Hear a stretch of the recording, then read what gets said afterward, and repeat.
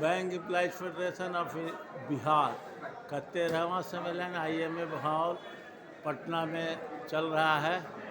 सम्मेलन के मुख्य उद्घाटनकर्ता कॉमरेड देवाशीष बसु चौधरी, महासचिव वेब बिहार हैं। सम्मेलन 3 साल में किया जाता है। सम्मेलन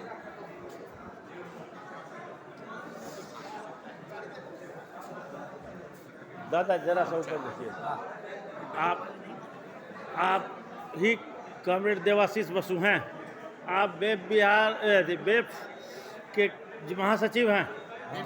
आपके वेब का कौन सा क्या उद्देश्य है, किस उद्देश्य लेकर के आपकी संगठन चल रही है? 2 शब्दों में बोलिए।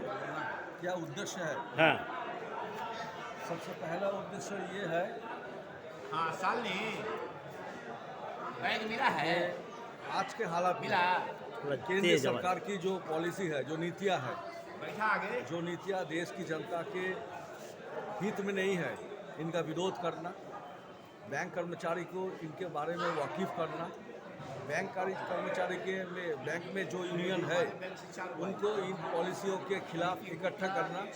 और सबसे बड़ी बात है कि देश के मजदूर वर्ग की जो आंदोलन है, इस आंदोलन में शामिल हो।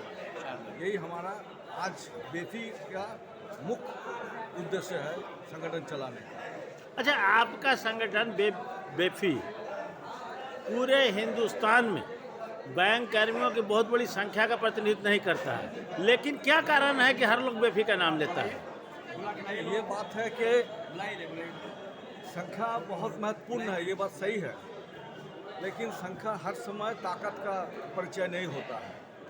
सबसे बड़ी बात यह है कि हमारी जो नीति आदर्श है और जिस नीति आदर्शों को लेके सन 1982 में हमारा संगठन बना है, उसके बाद आज तक हर एक मुद्दे पे हमने लगातार एक ही फैसला, एक ही स्टैंड लिया है।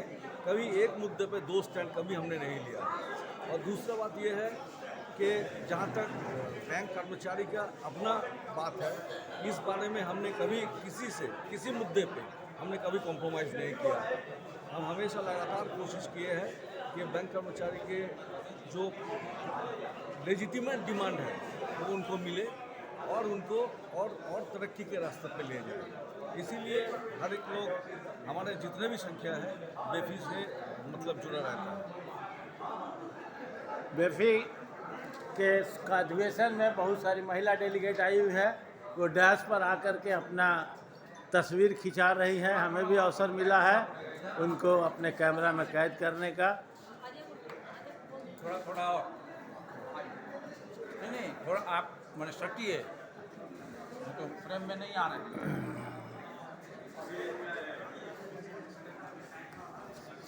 अभी हमारे सामने हैं वेब बिहार के अध्यक्ष कॉमरेड बी प्रसाद बहुत ही नामी गिरामी हस्ती है। ट्रेड यूनियन में इनका बहुत बड़ा योगदान है। बिहार में ग्रामीण बैंक के संगठन के भी ये राष्ट्रीय स्तर के नेता हैं और बिहार के अध्यक्ष हैं। हम उनसे जानना चाहेंगे कि आप रिटायरमेंट के इतने लंबे अवसर के बाद लगातार पूरे शक्ति के साथ संगठन से जुड़े रहते हैं। आपका क्रियाकलापों से संगठन लगातार लाभ उठाता है। आपका क्या उद्देश्य है, काहे आप लगातार संगठन जुड़े हुए हैं? लगातार संघर्ष जुड़ने का कारण है, कुछ हमारे उद्देश्य हैं जिंदगी के। अत्याचार के खिलाफ, एक पब्लिक सेक्टर पर जो अटैक्स आ रहा है, डिसमेंटलिंग ऑफ पब्लिक सेक्टर, उसकी रक्षा की जाए। बैंकिंग प्रणाली जो है दुनिया की बहुत ही महत्वपूर्ण और मजबूत प्रणाली भारतवर्ष में है, उसको ख़त्म करने की दिशा में कार्रवाई हो रही है। पब्लिक सेक्टर बैंकों को लगातार ख़त्म करने की दिशा में सरकार रोज़ कानून और रोज़ सोच रही है। इसके खिलाफ में हम हैं। और पूरे बैंकों में जो राष्ट्रीय बैंक है उसका डिपॉजिट 155 लाख करोड़ रुपया है। सरकार की निगाह इन कानूनों के द्वारा, बैंकिंग रिफॉर्म्स बिल के द्वारा ये बैंकों को डीरेगुलेट करके ये पूंजी पर निजी क्षेत्र का कब्जा चाहती है। इसी के खिलाफ में हम संघर्ष में हैं।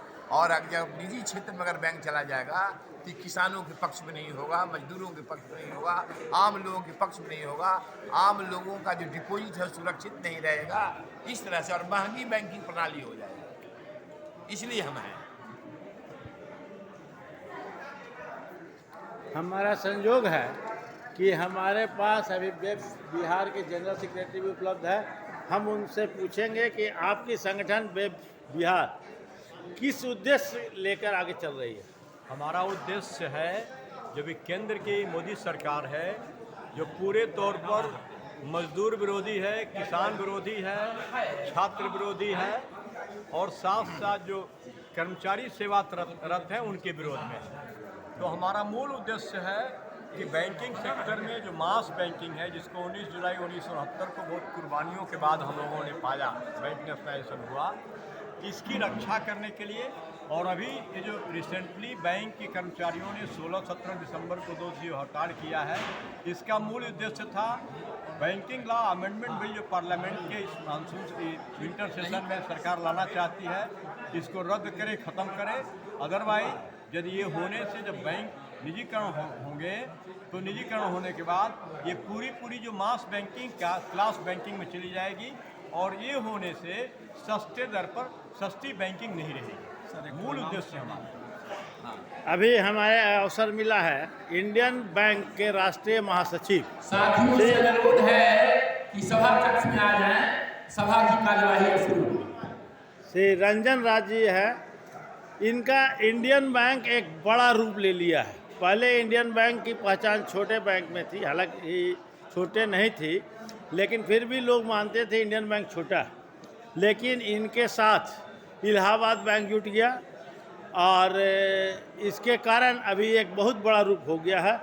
हम इनसे जानना चाहेंगे कि बैंक में जो अमलगमेशन हुआ, इससे कर्मचारियों को क्या लाभ मिला और ग्राहकों को क्या लाभ मिल रहा है।